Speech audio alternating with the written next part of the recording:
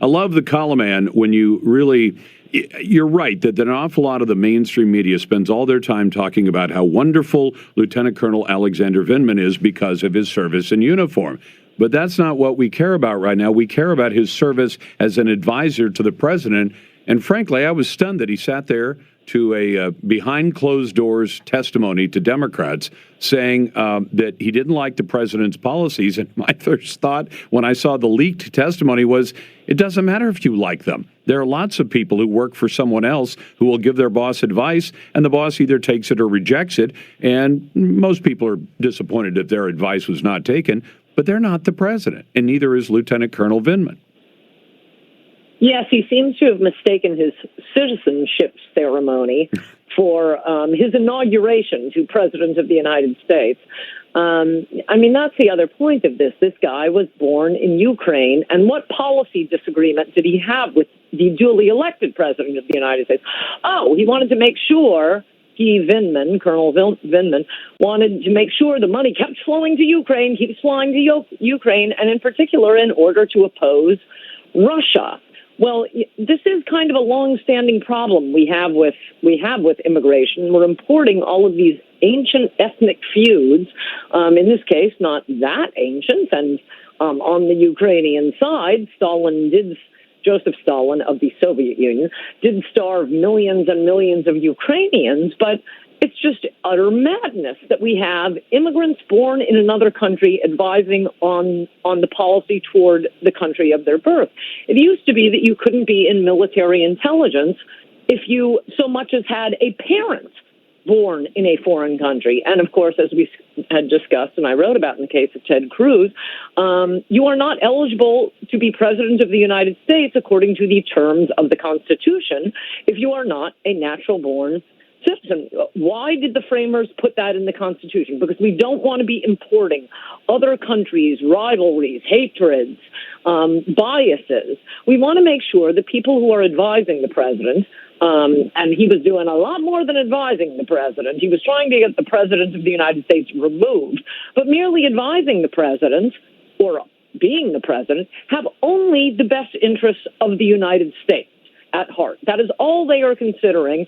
And considering that, every one of these Trump scandals, there's never any actual wrongdoing. The emoluments clause, he has Trump Hotel and foreign dignitaries or foreigners, who knows, who want something.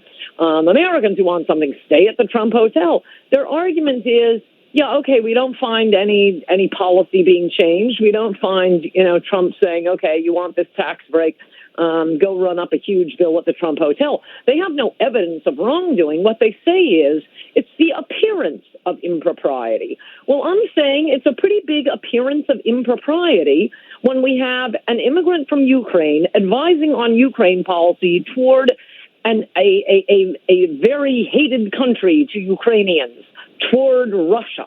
It's just utter madness. We need and beyond that, just turn on MSNBC right now. You'll see someone born in a foreign country haranguing us, telling us how our country needs to be changed. I'm getting a little tired of this. We're the most successful, prosperous, free country on earth. I'm thinking immigrants should wait a few generations before they start bossing us around. The other piece that I don't think has got nearly enough attention about all this is Vindman says, well, I tried to modify the transcript of the phone call and by either adding things to it or taking things from it. And I thought that was the thing that everybody screamed about with Nixon. You had this tape and 18 minutes got erased. Well, how did that happen? You've got people well below the president of the United States and the NSC who are capable of modifying the transcript of the president's phone call to a foreign leader. Is that even possible? And if it is, we should shut it down, shouldn't we? Yes, no, I agree. This whole policy of having nameless, faceless, unelected bureaucrats overseeing the elected president's conversations with foreign leaders, that's kind of weird enough. I can see that any president would want someone transcribing the conversation, making sure there are no misunderstandings, that sort of thing. But this isn't a policy role. The president is the president. He is the commander-in-chief. It's his constitutional duty to talk to foreign leaders. And, for example, ask them to investigate corruption involving our former vice president, which, as we all know, that's what Trump was asking about, our former vice president and our former Secretary of State.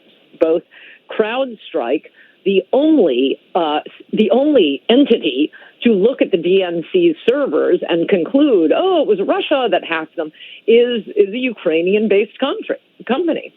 And in fact, it seems, I know, and you're the lawyer, I'm not the lawyer, but if you have the Vice President of the United States, whose son is mysteriously put on a board of directors in a foreign country for a foreign company, where he has no expertise, he has no special knowledge of Ukraine or natural gas or anything else, they put him on the board and they pay him an extraordinary sum, 6 times what you get paid to be on one of the top companies in America as a board member.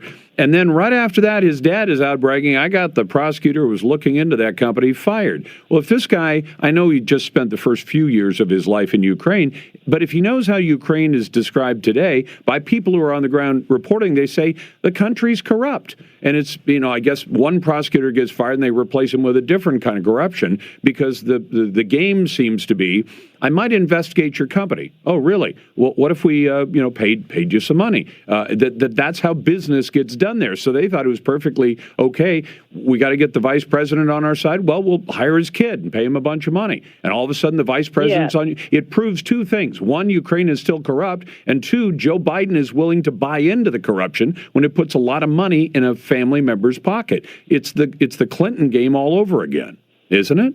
Yes, that actually is direct corruption, to take the heat off his son.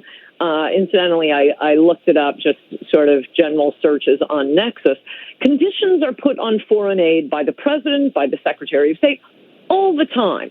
Most Americans aren't wild about any foreign aid being sent around the world. True. That was part of the promise of President Trump, that we're not going to be the world's policeman, that we're going to put America first. So we're not wild about foreign aid to begin with. I don't think any normal American, any Trump derangement American is going to have any problem with the president saying, and look into this corruption.